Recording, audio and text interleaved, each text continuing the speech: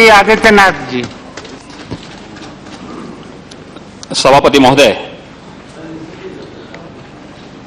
भारतीय रेल की 2016-17 की इस अनुदान मांगों पर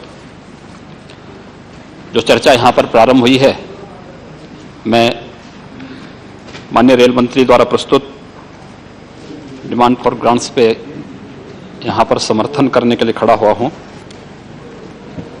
माननीय प्रधानमंत्री जी के नेतृत्व में रेल मंत्री जी के द्वारा पिछले 2 वर्षों के दौरान भारतीय रेल के विकास में किया गया प्रयास सराहनीय है और मुझे उनके इन प्रयासों पर यजुर्वेद की पंक्तियां याद आती हैं कि वयम राष्ट्रे जागृयाम पुरोहिता, यानी राष्ट्र की उन्नति हम सबका कर्तव्य है। और इस भाव के साथ जो प्रयास माननीय रेल मंत्री के द्वारा यहां पर देखने को मिला है, सचमुच उसकी सराहना सभी पक्षों को करनी चाहिए। इसमें कोई संदेह नहीं कि भारतीय रेल इस देश की परिवहन की रीढ़ है। इस देश के सामाजिक और आर्थिक विकास के साथ साथ संपूर्ण राष्ट्रीय एकात्मता की प्रतीक भी है। और यह पहली बार देखने को मिल रहा है कि राजनीतिक संकीर्णताओं से ऊपर उठ करके एक व्यवहारिक और दूरदर्शी सोच के साथ मंत्रालय के द्वारा कार्य प्रारंभ हुआ है।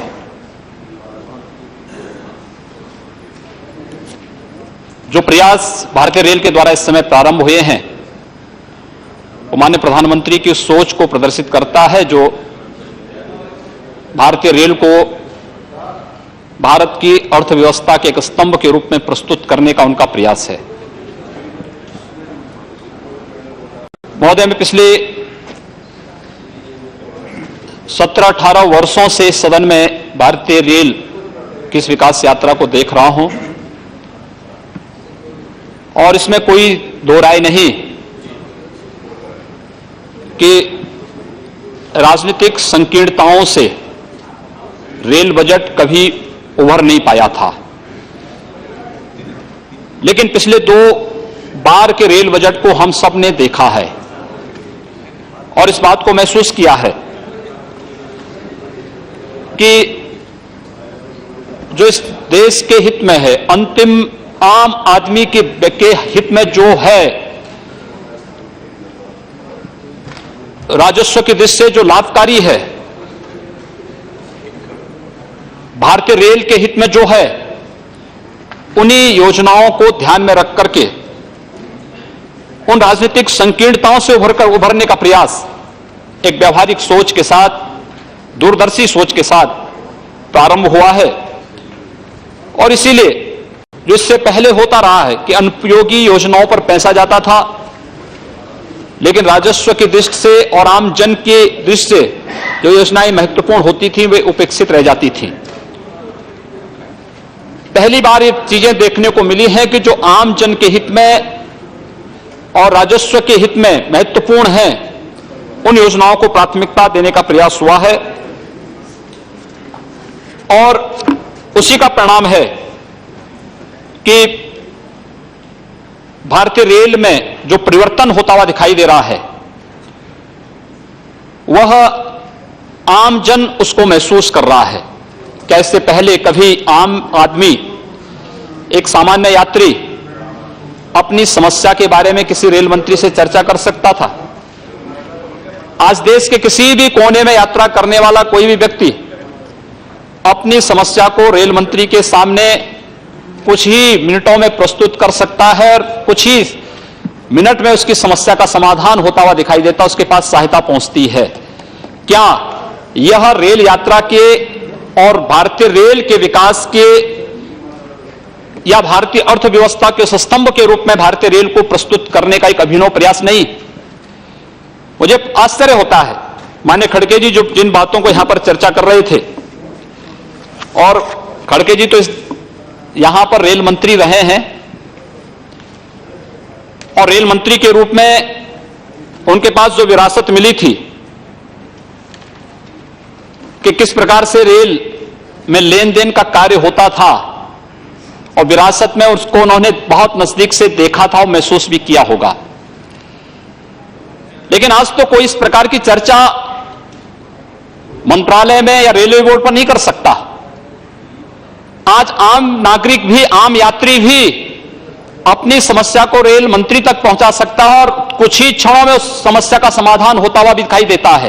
ये पहली बार देखने को मिला है और इस दृष्टि से हम माननीय रेल मंत्री के द्वारा किए जा रहे प्रयास का स्वागत करते हैं। उनके सराहनीय प्रयास को हम सबको एक सिरे से इसको स्वीकार करना चाहिए। महोदय, भारतीय रेल के सामने चुनौतियां हैं और ये चुनौतियां अचानक नहीं, ये विरासत में हमें प्राप्त हुई हैं। ये विरासत पिछले 60 वर्षों में भारतीय रेल को जिन संकीर्णताओं, राजनीतिक संकीर्णताओं और राजनीतिक संकीर्णता के तहत जिस सोच का प्रतीक बना दिया गया था, अनुपयोगी योजनाओं पर जिस तरीके से पैसा दिया गया और योजनाएं आज तक पूरी नहीं हो पाई, जिस तरीके से भ्रष्टाचार को बढ़ावा दिया गया पूरे रेल में, और उसका दृश्य तो यूपीए सरकार के दूसरे कार्यकाल में देखने को मिला था जब रेल मंत्री को स्वयं उस भ्रष्टाचार की चपेट में आना पड़ा था। वह दृश्य भी इस देश ने देखा है और इसीलिए वो चुनौतियां हम सबके सामने जो हैं उनमें सुरक्षा और संरक्षा है, समयबद्धता है, स्वच्छता है और रेल की परियोजनाओं की शुचिता और उनकी पारदर्शिता। ये 4 प्रमुख चुनौतियां हैं। मुझे लगता है कि वर्ष का भी, पिछले भी देखा होगा, इन सभी चुनौतियों को रेल बजट में भरपूर स्थान दिया गया है कि इनसे निपटने के लिए हम क्या क्या कदम उठाने जा रहे हैं और उसके परिणाम भी हम सबको दिखाई दे रहे हैं। पहली बार होता है कि बिना यात्री किराया बढ़ाए हुए, बिना माल भाड़ा बढ़ाए हुए, डीजल से, बिजली से कटौती करके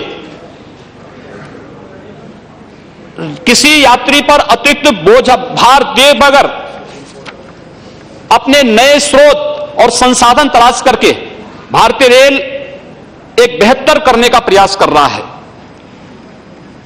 महोदय, यह स्थिति तब है जब पूरी दुनिया आर्थिक मंदी के दौर से गुजर रही है। मंत्रालय पर 7वें वेतन आयोग का एक दबाव है। उस सब के बावजूद, एक अच्छा प्रयास करने के बाद भी अगर हमारे विपक्षी मित्र इन बातों को स्वीकार नहीं कर पा रहे हैं तो मुझे लगता है कहीं ना कहीं इसमें उनकी कुंठा ही झलकती है। महोदय, माल भाड़ा में निरंतर गिरावट हुई है। अगर आजादी के बाद के रेशो और आज के रेशो में देखा जाए तो इसमें जो माल भाड़ा आय का प्रमुख स्रोत भारतीय रेल का था, वह लगातार हो रही उसमें गिरावट एक चिंता का विषय जरूर रहा है और इसलिए इस दृष्टि से भारतीय रेल के पुनर्गठन, उसके पुनर्निर्माण और उसके पुनरुद्धार के जो प्रयास मंत्रालय के द्वारा प्रारंभ हुआ है, वह हम सबको उसका स्वागत करना चाहिए। इस सब के साथ साथ जो कार्य योजना तैयार की है माननीय रेल मंत्री ने, नौ सृजन, नौ मानक और नौ संरचना के, कितनी अनूठी योजना है। राजस्व में बढ़ोतरी के लिए केवल किराए पर ही निर्भर न रह करके हम अन्य स्रोतों को, माल भाड़ा नीति का परंपरागत सोच को बदलने और राजस्व के नए स्रोतों का दोहन करने पर बल देने का प्रयास, नौ मानक में रेलवे की कार्यकुशलता को बढ़ाने का प्रयास और नौ संरचना के अंतर्गत सहकारिता, सृजनात्मकता और संवाद पर विशेष जो बल दिया गया है, ये सभी स्वागत योग्य प्रयास हैं। भारतीय रेल की सीमित क्षमता और गति के अवरोधों से मुक्त करने ताम जन की आकांक्षाओं पर खरी उतरने वाली शानदार और यादगार बनाने के लिए भारतीय रेल को पर्यावरण के अनुकूल बनाने, अपनी सामाजिक प्रतिबद्धताओं को पूरा करने और आर्थिक सुदृढ़ता के लिए जो प्रयास भारतीय रेल में वर्तमान में प्रारंभ हुए हैं, वे सभी सराहनीय प्रयास हैं।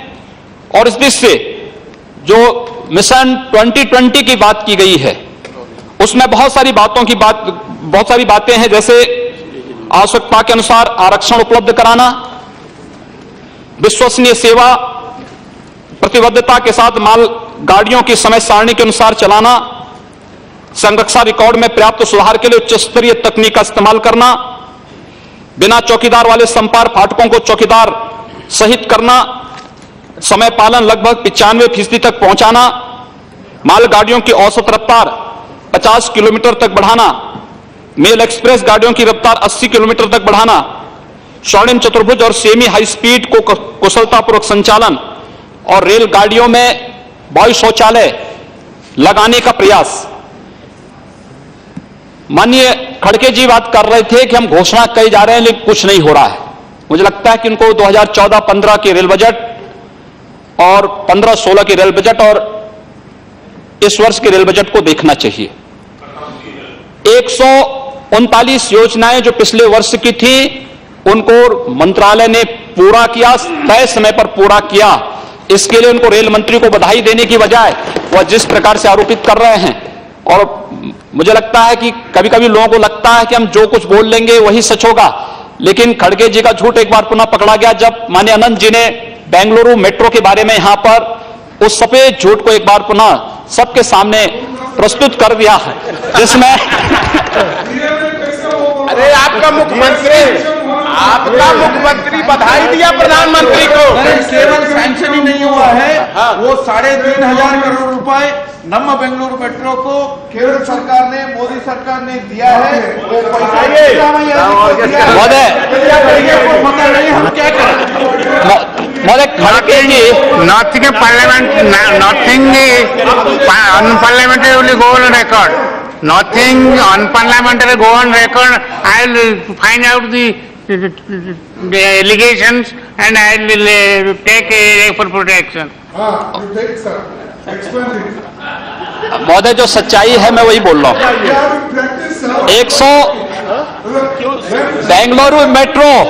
बेंगलुरु मेट्रो को सैंक्शन पिछली एनडीए सरकार ने दिया था और माननीय अनंत कुमार जी उस समय शहरी विकास मंत्री थे। यही नहीं, इन 2004 से 2014 तक कांग्रेस इस देश में राज की है। कांग्रेस के नेतृत्व की यूपीए सरकार थी। उन 10 वर्षों में कांग्रेस ने बेंगलुरु मेट्रो को क्यों नहीं पैसा उपलब्ध करवाया? और फिर जब मोदी जी के नेतृत्व में पुनः भारतीय जनता पार्टी की एनडीए सरकार आई है, तब यहां से 3,500 करोड़ रुपए पूरा बेंगलुरु मेट्रो को दिया गया है। तो स्वाभाविक रूप से इसका श्रेय माननीय मोदी जी के साथ साथ माननीय रेल मंत्री को, माननीय अनंत कुमार जी को तो जाता ही जाता है। लेकिन दुर्भाग्यपूर्ण है कि कर्नाटक से आने वाले सदस्य को नहीं जानकारी कि बेंगलुरु मेट्रो को कोई पैसा दिया गया है। यह हमारी चिंता का विषय है, जबकि रेल मंत्री रह चुके हैं। महोदय, एक तो ये, दूसरा कह रहे हैं फंड कहां से आएगा? हाउस में He is not ready. No, because the record should not go wrong. Yes, I have already remarked. because suburban जो रेल की बात चल रही है, नम मेट्रो में ये भी आता है। हाँ। इसके लिए पैसे नहीं दे, ये तो चल रहा है, अब रेल भी चल रही है हमारे, आप क्या देने वाले? मेट्रो रेल चल रही है बेंगलुरु में, आपके वजह से चल रही है क्या? देर में सिर्फ ठीक है, हो गया, हो गया खड़गे जी, बहुत खराब हो गया। हमको मालूम है, मालूम रहते हुए हम ये कह रहे हैं कि समर्पण करने के लिए जो एक घोषणा की थी, उसके बारे में पैसे आए। आप please sit down. Metro Bengaluru Bengaluru metro के बारे में बात हो रही थी, मैंने वही बात यहां पे कही। महोदय, माननीय सदस्य के द्वारा कहा गया कि घोषणाएं हुई, फंड कहां से आएगा? मुझे लगता है कि आज भारतीय रेल इस बात के लिए निश्चिंत है कि एक ऐसा रेल मंत्री है जिसने फंड की समस्या से रेल के मंत्रालय को पूरी तरह मुक्त किया है। और यही नहीं, इन सब पे भी जानकारी होनी चाहिए कि भारतीय जीवन बीमा निगम ने लगभग 1.5 लाख करोड़ रुपए की सहमति का निवेश रेल मंत्रालय को पहले ही दे दिया है। यही नहीं, अन्य स्थानों से भी फंड की व्यवस्था हो रही है और मुझे लगता है कि जो घोषणाएं यहां पर आज सरकार कर रही है उस पूरी जिम्मेदारी के साथ उन योजनाओं को पूरा करने के लिए कर रही है। आप पिछली सरकारों की पुनरावृत्ति नहीं। महोदय, जहां तक बात है कि पहली बार यह देखने को मिला है कि भारतीय रेल ने 2500 किलोमीटर अतिरिक्त बड़ी लाइन चालू करने के अपने महत्वाकांक्षी योजना से आगे निकली है। इससे पहले कभी ये लोग नहीं कर पाए, इस लक्ष्य को कभी प्राप्त नहीं कर पाए। सरकार ने तय किया, मंत्रालय ने तय किया था, हम 2500 किलोमीटर की रेल लाइन, बड़ी लाइन का निर्माण करेंगे और उस लक्ष्य से भी आगे जाकर के इस सरकार ने 30% अधिक, पिछले वर्ष से अधिक उस लक्ष्य को पुनः तैयार किया है और 2016-17 के लिए इसको 2800 किलोमीटर रखा है। यही नहीं, अगर हम पिछले 6 वर्षों के रेल लाइन के रिकॉर्ड को देखें तो प्रतिदिन 4.3 किलोमीटर प्रतिदिन के औसत के मुकाबले भारतीय रेल ने 7 किलोमीटर की रफ्तार से बड़ी लाइन निर्माण में सफलता प्राप्त की है। आगामी वर्ष के लिए 2017-18 में 13 किलोमीटर प्रतिदिन, 2018-19 के लिए 19 किलोमीटर प्रतिदिन का लक्ष्य रखा है, जिसमें क्रमशः 17-18 में 9 करोड़ श्रम दिवस और यही नहीं 18-19 में 14 करोड़ श्रम दिवस रोजगार के सृजन की भी उसके साथ व्यवस्था, उसके साथ जोड़ने का प्रयास हुआ है। रेलवे लाइन के विद्युतीकरण का मुद्दा महत्वपूर्ण मुद्दा है क्योंकि यह पर्यावरण की दृष्टि से अत्यंत महत्वपूर्ण है। इस दृष्टि से अब तक पिछले वर्ष सर्वाधिक 1600 किलोमीटर रेलवे लाइन का विद्युतीकरण हुआ है और यही लक्ष्य 2016-17 में मंत्रालय ने 1800 किलोमीटर का रखा है। क्या यह सरकार की गतिशील और प्रगतिशीलता को प्रदर्शित नहीं करता है? महोदय, फ्रेट कॉरिडोर पर जो कार्य प्रारंभ हुआ है उसकी प्रगति, पोर्ट कनेक्टिविटी की कार्य की जो प्रगति है वह जहां सराहनीय है, वहीं साथ ही साथ पहली बार यह प्रयास हुआ है नॉर्थ ईस्ट जो अब तक उपेक्षित होता था, उस नॉर्थ ईस्ट के सुदूर क्षेत्रों में त्रिपुरा, मिजोरम, मणिपुर, अरुणाचल के साथ साथ जम्मू कश्मीर के उधमपुर, श्रीनगर, बारामूला, इन सबको रेल लिंक से जोड़ने का जो कार्य प्रारंभ हुआ है और उसमें सफलतापूर्वक जो अब तक सफलता भारतीय रेल को प्राप्त हुई है वह अत्यंत सराहनीय प्रयास है। हम सबको उसका स्वागत करना चाहिए। महोदय कह रहे थे कि सरकार ने अन्य बड़े कार्य क्या किए हैं। अभी बिहार में मेक इन इंडिया के तहत 40,000 करोड़ रुपए की लागत से 2 रेल इंजन कारखाने का कार्य प्रारंभ हुआ है। 40,000 करोड़ रुपए की लागत से माननीय प्रधानमंत्री की जो महत्वाकांक्षी मेक इन इंडिया की जो योजना है उसमें उस पर कार्य प्रारंभ हुआ है। महोदय, भारत के औद्योगिक विकास में एक नई गति प्रदान करने के साथ साथ रोजगार के नए अवसर पैदा करने भारतीय रेल ने अपने कामकाज में 100% पारदर्शिता हो, इसके लिए उन्होंने जिस तरीके से सोशल मीडिया का बेहतर उपयोग प्रारंभ हुआ है, पहली बार रेलवे बोर्ड से अधिकार क्षेत्रीय जो जोनल रेलवे महाप्रबंधक हैं उन तक हस्तांतरित करने का जो प्रयास है वह ताकतवर हुए हैं और उनकी कार्य की शुचिता और पारदर्शिता को सुनिश्चित रेल मंत्रालय, माननीय रेल मंत्री ने सुनिश्चित किया है। यह पहली बार देखने को मिला है कि रेलवे बोर्ड से अधिकार जोनल महाप्रबंधकों के पास जाए। यह अत्यंत महत्वपूर्ण है। हम सबको इस बात को भी देख करके प्रसन्नता होती है कि दुर्घटनाओं का रेट लगातार कम हुआ है और संरक्षा की चुनौती से जो भारतीय रेल जूझ रही थी वह अत्यंत महत्वपूर्ण एक चुनौती थी और उसमें भी पिछले वर्ष दुर्घटनाओं में 20% की कमी आई है, यानी संरक्षा रिकॉर्ड पहले से बेहतर हुआ है। साथ साथ माननीय रेल मंत्री के द्वारा जापान और कोरिया के साथ मिलकर के जीरो एक्सीडेंट की जो पॉलिसी लागू करने का प्रयास भारतीय रेल में प्रारंभ हुआ है। हम सबको उसका स्वागत किया जाना चाहिए। भारतीय रेल में दुर्घटनाएं जो अधिकतर होती थी वो बिना चौकीदार के संपार फाटकों के कारण। आखिर बिना चौकीदार के संपार फाटक किसकी देन है? आखिर 60 वर्षों तक इस देश में जिसने सर्वाधिक शासन किया हुआ है, उन्हीं लोगों के कारण तो आज तक इस देश में संपार फाटकों पर चौकीदार नहीं रख पाए हैं और सर्वाधिक दुर्घटनाओं का कारण बनता था। पहली बार प्रयास हुआ है कि पिछले वर्ष 350 संपार फाटकों को चौकीदार युक्त किया गया और इसके साथ साथ 1000 बिना चौकीदार वाले लेवल क्रॉसिंग को समाप्त किया गया और इस बार इस लक्ष्य को और अधिक बढ़ाने का प्रयास हुआ है। मुझे लगता है कि आने वाले समय में 2016-17 के दौरान देश के अंदर सभी संपार फाटकों को समाप्त करने, उसमें आरओबी बनाने, आरयूबी बनाने या फिर उसमें उसको चौकीदार युक्त बनाने का जो प्रयास है वह जीरो एक्सीडेंट की माननीय रेल मंत्री की उस योजना को अमली जामा पहनाने का एक बेहतर प्रयास हो सकता है, जिसकी हमें सबको यहां पर स्वागत करना चाहिए। महोदय, जो महत्वपूर्ण बात है वह जो घोषणाएं माननीय रेल मंत्री ने की हैं, अक्सर आप देखते होंगे रेलवे में अनारक्षित जो यात्री हैं उनके बारे में बड़ी स्थिति उनके लिए खराब होती थी। आज एक प्रयास प्रारंभ हुआ है, अंत्योदय एक्सप्रेस और दीनदयालु डिब्बे। देश के अंदर आम जन ने इसको स्वीकार किया है और उन सवारी डिब्बों में आरक्षित यात्रियों के लिए भी जो व्यवस्था दी है 3 प्रकार की रेलगाड़ियों को चलाने का, हमसफर, तेजस और उदय रेलगाड़ियां। ये महत्वपूर्ण जो गाड़ियां हैं भारतीय रेल को विश्वस्तरीय सेवा प्रदान करने का एक प्रयास है।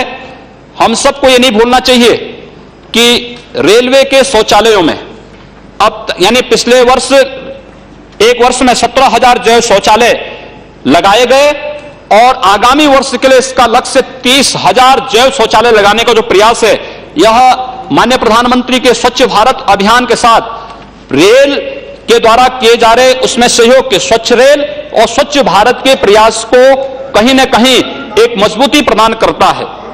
महोदय, यात्री बीमा रेल यात्रियों की सुरक्षित यात्रा करने के लिए एक बेहतर प्रयास है और इसमें अनेक जो प्रयास किए गए हैं, जैसे रेलवे विश्रामालयों को घंटे के हिसाब से आवंटित करने, जननी सेवा और स्मार्ट सवारी डिब्बों का प्रस्ताव, रेलवे के ढांचागत विकास की दिशा से किए जा रहे प्रयास, जिसमें निर्माण, परिचालन और अनुरक्षण में 100% तक प्रत्यक्ष विदेशी निवेश की अनुमति और उसके लिए किए जाने वाले प्रयास, जैसे उपनगरीय गलियारा परियोजना, हाई स्पीड ट्रेन का परिचालन, डेडिकेटेड फ्रेट लाइनें, ट्रेन सेटों सहित चल स्टॉक, इंजन और सवारी डिब्बों के निर्माण अनुरक्षण की सुविधा, रेल विद्युतीकरण, सिग्नल प्रणाली, freight terminal, passenger terminal, rail line से संबंधित औद्योगिक पार्क में की अवसंरचना और द्रुत गति परिवहन प्रणाली, जिसमें अनेक ऐसी योजनाएं हैं जिसमें विश्व बैंक आदि संस्थानों से भी सहयोग लेने की प्रक्रिया भारतीय रेल ने प्रारंभ किया है और मुझे लगता है कि भारतीय रेल को विश्वस्तरीय रेल सेवा प्रदान करने का जो माननीय रेल मंत्री का प्रयास है, हम सबको इसकी सराहना करनी चाहिए और इसको स्वीकार करना चाहिए।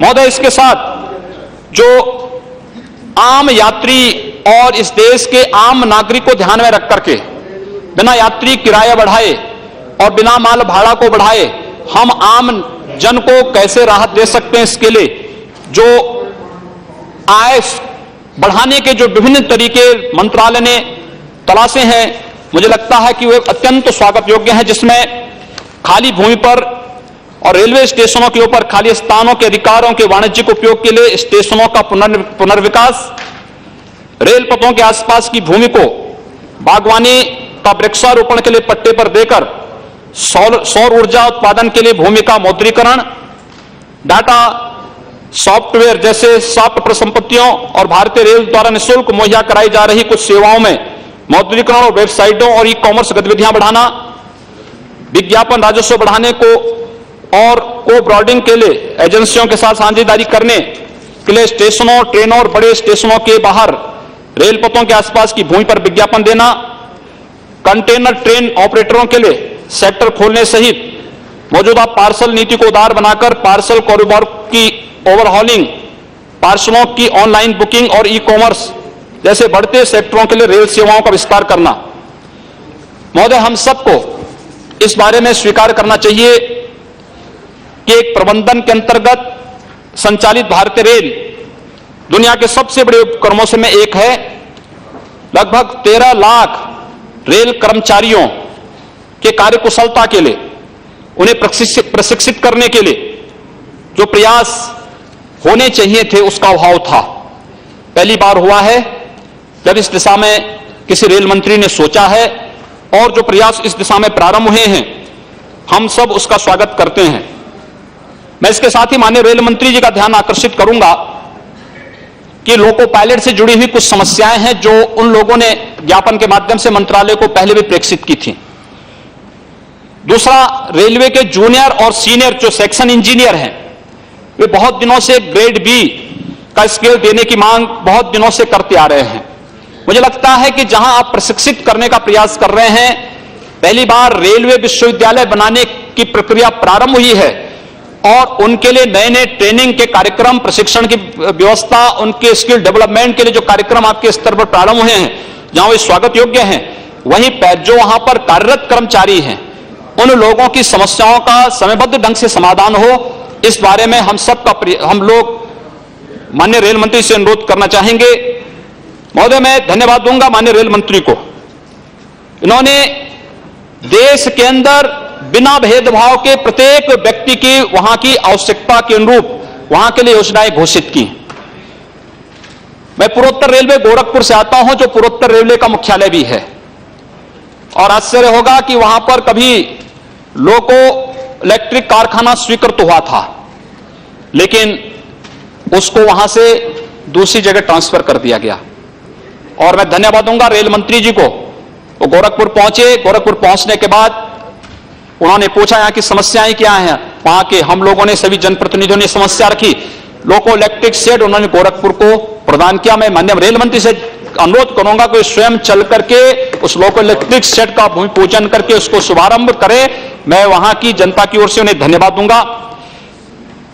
बहुत सारी योजनाएं, मुझे लगता है कि 2002-03 में जैसे बेंगलुरु मेट्रो की स्थिति थी, वैसे ही गोरखपुर में पूर्वोत्तर रेलवे से जुड़ी हुई गोरखपुर, आनंद नगर, नौतनवा, नौगढ़, बढ़नी, बलरामपुर, गोंडा, इस मीटर गेज को ब्रॉड गेज बनाने की योजना चल रही थी। 2003 में तत्कालीन रेल मंत्री ने उसका शिलान्यास किया था। 10 वर्षों तक इन लोगों ने पैसा नहीं दिया, और उसका परिणाम क्या था? जब पुनः भारतीय जनता पार्टी की सरकार आई, 1075 करोड़ रुपए को दे करके ब्रॉड गेज की पूरी कार्रवाई को प्रारंभ करके माननीय रेल मंत्री ने उस कार्य को पूरा किया। अब मैं माननीय रेल मंत्री से अनुरोध करूंगा कि आपने अपने समय वहां पर एक मुंबई के लिए साप्ताहिक ट्रेन दी थी, और एक पैसेंजर ट्रेन है। पैसेंजर ट्रेन की गति भी बहुत स्लो है। अगर वो सुबह 7 बजे गोरखपुर से चलती है, लखनऊ पहुंचते पहुंचते उसको 10 बज जाते हैं रात्रि के। मुझे लगता है उसकी स्पीड को बढ़ाने की आवश्यकता है, और इस रूट पर कुछ अन्य पैसेंजर ट्रेन को चलाने। इसका एक महत्वपूर्ण स्टेशन है सूरतगढ़, वहां पर उनके स्टॉपेज की भी व्यवस्था हो जाए तो मुझे लगता है कि भारत और नेपाल के सीमावर्ती क्षेत्र के साथ रेल लाइन चलती है। 2 स्थानों पर यह रेल लाइन नेपाल को छूती है, नौतनवा के पास सुनौली, और बढ़नी कृष्णानगर। बढ़नी भारत के अंदर है, कृष्णानगर नेपाल के अंदर है, वहां पर यह उसके साथ छूती है। मैं आपको धन्यवाद दूंगा कि आपने उन क्षेत्रों को टच किया है जिसको कभी कोई छूता नहीं था। सैजनवा से बांसगांव होते दोरी घाट, क्योंकि उस क्षेत्र से परिचित हमारे रेल राज्य मंत्री जी हैं, तो स्वाभाविक रूप से उनकी विशेष कृपा वहां पर थी, तो उन्होंने सैजनवा से दोहरी घाट होते हुए, बांसगांव होते हुए दोहरी घाट की रेल लाइन स्वीकृत की, और साथ साथ खलीलाबाद से आपके मैदावल होते हुए बांसी, डुमरियागंज, बलरामपुर, श्रावस्ती और बहराइच के लिए एक नई रेल लाइन भी स्वीकृत की। बहुत दिनों से मांग हो रही है आनंद नगर से महाराजगंज जिला मुख्यालय होते हुए हुगली तक रेल लाइन बिछाने की, क्योंकि एकमात्र जिला मुख्यालय है जो रेल लाइन से नहीं जुड़ा है। तो सैंक्शन है। हाँ, लेकिन उस पर एक कार्य प्रारंभ हो, इन पर कार्य भी तत्काल प्रारंभ हो, ये हम सब इसके साथ मांग करेंगे। मैं आपको धन्यवाद दूंगा जो आपने गोरखपुर में एक तिहरी लाइन बिछाने की कार्रवाई स्वीकृत की है, और साथ साथ मैं आपसे अनुरोध करूंगा कि पूर्वोत्तर रेलवे का मुख्यालय होने के नाते बहुत भारी लोड है। गोरखपुर केवल एक महानगर नहीं है। पूर्वी उत्तर प्रदेश की 3 करोड़ की आबादी, पश्चिम उत्तर बिहार और नेपाल की तराई की लगभग 5 करोड़ की आबादी अपने शिक्षा है, स्वास्थ्य है, व्यापार और रोजगार के लिए गोरखपुर पर निर्भर करती है।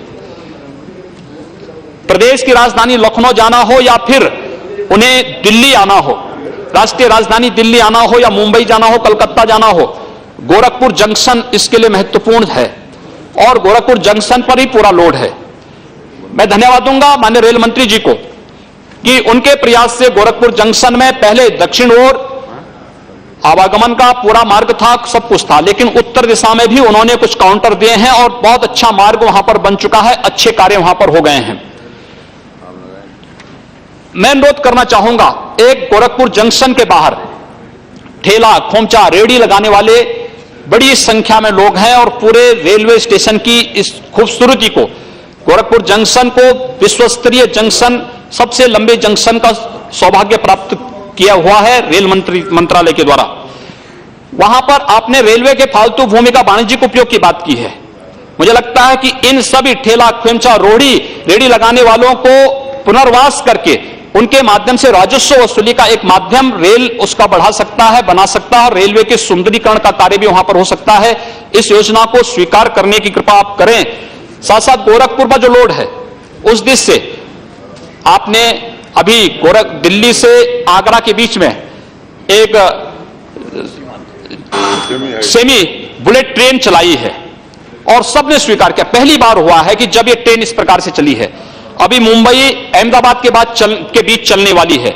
हम लोग चाहेंगे कि उसके बाद जो प्रयोग हो वह दिल्ली गोरखपुर के बीच हो। एक बार थोड़ा दिल्ली गोरखपुर के बीच में ट्रेन चले, मैं इसके बारे में आपसे अनुरोध करना चाहूंगा। गोरखपुर से मेरा अनुरोध होगा कुछ अन्य स्थानों के लिए। अक्सर जो चीजें चलती हैं, खासतौर से हम लोगों की समस्या है प्रयागराज जाने के लिए या अयोध्या जाने के लिए। पता नहीं हम लोग अयोध्या के बारे में जब बात करते हैं तो कुछ लोगों को बुरा लग जाता है। महोदय, मेरा अनुरोध होगा, एक इंटरसिटी पूर्वी उत्तर प्रदेश का हाईकोर्ट इलाहाबाद में है, साथ साथ वहां पर प्रयागराज भी है। कुंभ के अवसर पर करोड़ों की संख्या में श्रद्धालु वहां जाता है। इंटरसिटी जो चलती है उसको 10 से 12 घंटे लगते हैं। अगर गोरखपुर से वह ट्रेन वाया अयोध्या होते हुए इलाहाबाद तक इंटरसिटी चले, जैसे गोरखपुर लखनऊ इंटरसिटी चलती है, तो एक बेहतर प्रयास होगा। इसके साथ साथ आपने पिछली बार इस बात को कहा था गोरखपुर में भी, खासतौर से जो आपके पटना के पास पुल वर्षों से बन रहा था, आखिर इसी सरकार के आने के बाद वह प्रारंभ हुआ और साथ साथ आप माननीय प्रधानमंत्री जी की उपस्थिति में उसका उद्घाटन करके उसको रेल मंत्रालय ने उसका लोकार्पण किया है। अब गोरखपुर से कलकत्ता की दूरी काफी कम हो जाएगी। गोरखपुर कलकत्ता के बीच एक सुपरफास्ट ट्रेन चलाने की व्यवस्था, साथ साथ गोरखपुर से जो देहरादून जाती है, सप्ताह में 3 दिन जाती है ट्रेन। हरिद्वार लोग जाते हैं, हरिद्वार एक धाम है, साथ साथ देहरादून तक वो ट्रेन चलती है। बड़ी संख्या में लोगों का आवागमन है। अगर वो सप्ताह में 7 दिन चले तो एक बेहतर प्रयास होगा।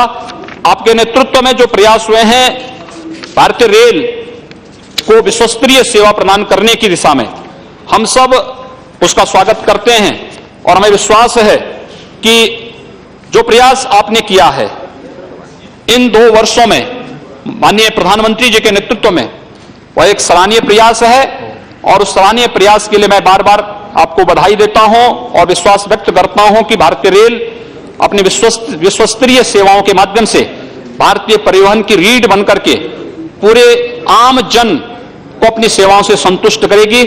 आपने बोलने का अवसर दिया, धन्यवाद।